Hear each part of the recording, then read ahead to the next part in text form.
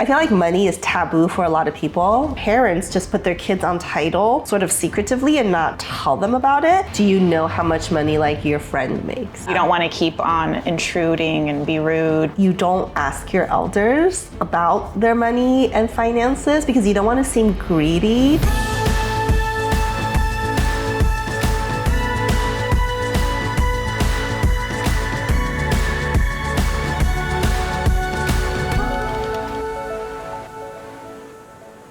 So my friend Michaela, I do her taxes every year, and last year she got a 1099 for the sale of a rental property. And I was pretty shocked because it was not a property that she owned. So I was asking her, like, what is the story behind this property? And she said, you know, my mom, who doesn't tell me anything about her finances, apparently put me on title to one of her rental properties several years ago. And last year, mom sold the rental property, and because it was sold, the title company issued 1099s to people who were on title. And so that's why Michaela received a 1099 when mom sold the rental property. So she was like, I'm hoping I don't have to pay taxes on it because it's not my property. And it actually became, somewhat of a tax issue because I told her, your mom sold a rental property. She has write-offs against it. She could 1031 exchange the property. But for your purposes, it was never reported as a rental. And in fact, not your rental real estate. So the fact that the IRS sees a 1099 issued to you showing that you had proceeds from sale of a rental property, that creates a potential tax issue for us. And so that's an example of something I see actually pretty often where parents just put their kids on title sort of secretively and not tell them about it. And then, everything seems fine because nobody knows about it until a property is sold. That's usually when we see this potentially big tax problem. So that's just another example of why you should really have open line of communication and talk about things like money, investments, and finances, even within family members.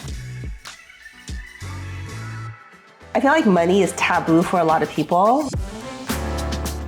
For example, a lot of people don't know how much money their best friend makes or maybe their sister. That isn't the experience for me. I know my family's finances pretty well, but I would hesitate to ask somebody I didn't know so well. Do you know how much money like your friend makes? Yes, to a degree, but I feel like it's one of those things where there is that thing that stops you from going further. You don't want to keep on intruding and be rude because of the taboo. I feel like there's two reasons why people don't talk about money as openly. One is I feel like I don't make enough, and so people judge my worth. Or maybe I make more than this person I'm talking with, and then I don't want to share that because I feel like I'm maybe showing off. Or they could ask you for money. Yes. Or that they could just be asking you for money, to borrow money, right? That you'll never see again. That is a rule I have, is don't borrow or lend from friends and family members. I think there's a saying, if you want to lose a friendship, then lend or borrow money from them. So money is also taboo for a lot of families too. I had a friend who I do the taxes for her and her husband, and one day she asked me, how much money do we make? And I was pretty shocked. She's a stay-at-home mom and her husband is an attorney. And it was a really awkward position for me because I didn't know that she didn't know how much money they make. So I said, why don't you just ask him? And she said, I do. I ask him all the time. And he just says, we don't have enough money, so we have to budget and look at how much we spend. I guess I was just shocked that my friend didn't know how much money her husband made. Which is potentially problematic because in order for them to grow, they both need to be on the same page. It's a team effort. Is it maybe common for people who don't know how much money they make because they just have the spouse who's working full time? I feel like it is pretty common because I hear it quite a bit. The other spouse is kept in the dark, which they don't ask questions either. It's not something that I would do. I do think that for a lot of our clients who are very successful in real estate or in business, it's common that there's one person who's more business focused, the other is more family focused. But I do feel like those who are successful, they tend to both be in the know with respect to finances, and they're often both part of the decision-making process. How much are we spending on business or investing or family? It kind of impacts all aspects of life. So I do think it's difficult if you're someone who doesn't know. And we have clients who maybe one spouse passes away. And so if you have the remaining person just not knowing how to handle finances, sometimes becomes problematic, or they can get taken advantage of by other people who maybe are helping them.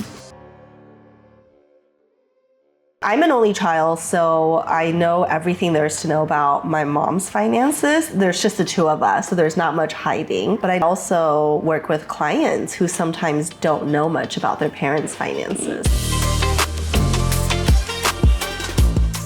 How much do you know about your parents' finances? I come from a small family, so we know basically all about each other. We're not afraid to talk about it, but say my boyfriend, for instance, there's a lot of taboo. You don't talk about finances together. It's dependent on what kind of family you have. Since mine's so small, close-knit, we're not sharing that information with other people, just ourselves. But he comes from a family of 4 brothers, so it's a very large family and a lot of people don't want to talk about. For me and my mom, we kind of know everything about finances, but my dad comes from a big family and my grandparents, they had a lot of assets. My parents didn't know much about any of that stuff until my grandparents both passed away. And that was sort of like the first time we get to see what were all of the assets and stuff. I can imagine if there's things where if they've left beneficiaries with real estate, and if you're not well versed in real estate, then maybe you don't know how to handle those things. Or if they left you with a business and you don't know how to run that business, oftentimes there's opportunities that are lost. So I do think that if we can remove the taboo of talking about money, then we can work collaboratively within our family, within our parents or grandparents to really make sure that assets are transferring from person to person or generation to generation most efficiently too. You don't ask your elders about their money and finances because you don't want to seem greedy, or there's like a level of respect where you're just not supposed to ask them about money too.